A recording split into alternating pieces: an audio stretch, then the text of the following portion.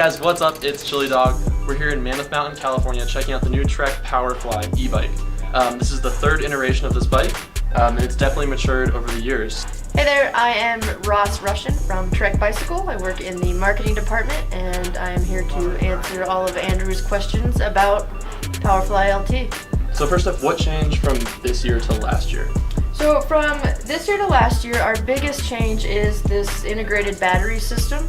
Turn the key, pops out, there's a handle, super user-friendly, really clean way to remove your battery for charging, for security, for transport. Plus you can also charge it on the bike, but the biggest thing is just this nice clean integration. We've also brought in this carbon model that we're looking at as well. So we did a bunch of user studies and looked at how riders interact with the bike, and most riders will lay their bike down on the non-drive side with the drive side facing up, and so we figured that's probably the best place to have the battery exit. It's a lot better than exiting out the bottom. Most bikes get extremely dirty on the down tube. That's a high impact area of the bike. So in the interest of both just being user friendly and protecting the battery, we decided that the side was the best place for it. In terms of geo, I know you guys had some decisions to make in terms of, do you want the bike to be more climbing oriented or descending oriented? You ended up going with a longer chainstay for stability and climbing. Can you explain why? Yeah, absolutely. With e-bikes, a big part of e-biking is that uphill flow that people talk about. The climbs become just as much fun as the descents. And so that's why we chose to stick with a little bit longer chainstay that really helps keep that front wheel planted on the ground during the climbs, keeps you from inadvertently looping out on steep climbs, and just gives you a little bit better balanced geometry for climbing and descending. Speaking of climbing, the Emt-B Mode is new for me at least. I thought that was a really nice addition to the bike. It made it kind of mindless. You could just climb and ride and not worry about what power setting you were in. You guys have a partnership with Bosch that goes pretty far back. Is there a reason why you chose them? And what's so special about this motor? So the big thing with Bosch is just their dealer support network. No matter where you are in the globe, there's going to be a Bosch office that's relatively accessible to you. They're also one of the few that can keep up with the supply that we need. E-bikes are super popular now, and Bosch is able to help us out on the supply side and be able to provide products in a timely manner.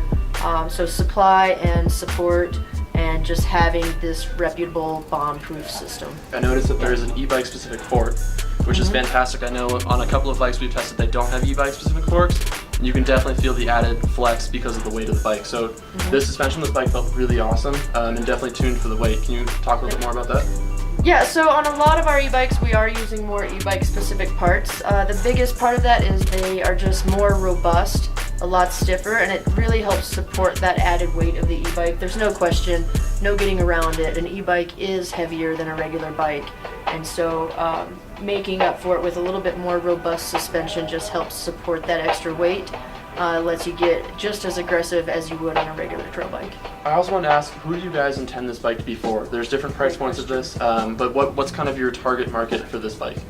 So for the Powerfly LT, which is our long travel bike, it's 150 millimeters in the rear, 160 in the front, pretty slack head angle around 66 degrees. So Powerfly long travel is for that rider who is mostly looking to get to their favorite descent faster, for this aggressive rider who just wants to rip steep descents, tackle techie terrain. It's really your core mountain biker that just wants to get more of the good stuff faster. And I definitely noticed that, like, riding in the bike park, this thing handles amazingly well. Yep. Just plowing through super gnarly roots, rocks. It's a technical bike park with a lot of just big holes and stuff.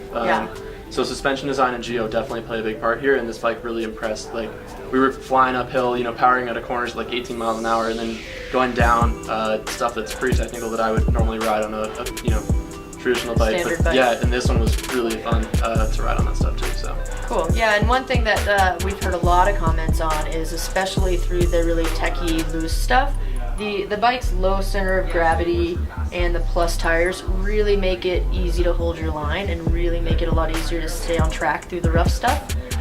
So that's been one of the biggest compliments that we've been hearing this week, is just how stable the bike is. I know people are going to ask, is it possible to fit a 29-inch wheel with like a 2.3 or 2.5 tire on this bike? It is not. Okay. we don't have quite enough clearance on that. All right, well, thank you so much for your time, and thank you again for inviting us out to Mammoth. Yeah, really no problem. enjoyed our time here and enjoyed our time on the bike. Cool. So check in for a full-length review on this bike. We're taking one home, and we'll check back in a couple months when we have everything tested out. Feel free to subscribe. Check out all of our other videos for more great e-bike and traditional mountain bike content. Thanks. Bye.